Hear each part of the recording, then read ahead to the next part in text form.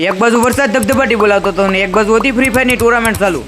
વરસાદ એવા પેલા ઘરની જમરૂખડીમાં ફવા મારતો. મેં કીધું એકાદું જમરૂખ જડી જાય તો મેળ આવી જાય. નાની જમરૂખડીમાં તો ઘણા જમરૂખ હતા, પણ મોટી જમરૂખડીમાં કોક હતા. ઘણી મહેનત થી ફાફા માર્યા બાદ મળી ગયો એક જમરૂખ. પછી કોની મુરે જોવાનું હોય, ખાવા મીઠા જમરૂખ. તો શો ધડ બડાટી વરસાદ ચાલુ. ભાઈ એક બાજુ વરસાદ ધબધબાટી બોલાવતો હોય ને બીજી બાજુ અહીંયા ભજીયા થતા હોય ને ત્રીજી બાજુ બટેટા ભૂંગળા ને ચોથી બાજુ આપણે વિડીયો ચાલુ હોય. પછી ભાઈ શું જોવે, ભજીયાજી બનતા હતા એટલે એક બાજુ આપણે કીરા બટેટા ભૂંગળા ચાલુ, આ બાજુ તો ભાઈ ભજીયા બનવાનું ચાલુ હતું ને આપણે ટેસ્ટ ન કરીએ એવું બને જ નહીં ને. વરસાદ રીત ગયો એટલે તમારો ભાઈ નીકળજો ડાયરેક્ટ ગામમાં આટા મારવા. કેવું પાણી ભરાણું કેટલો કાદુ છે મિત્રો. આ કાદુ તો હે ને ધોધમાર સિવાય ધોવાય જ નહીં ને. વરસાદ આવે હરવડે હરવડે કાદુમાં બહુ સંભાળીને હાલવું પડે, નકર લફરી જાય એટલે પૂરું. ખાલી ગાડી જોઈને મઢીએ એવો હતો તો ભાઈ એક મિત્ર ભટકી ગયો ને એની સાયકલ ધોતો તો કેમ જો.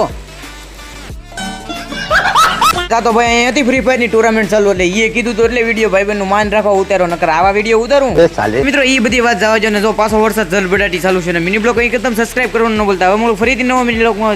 જય શ્રી રામ એન્ડ બાય.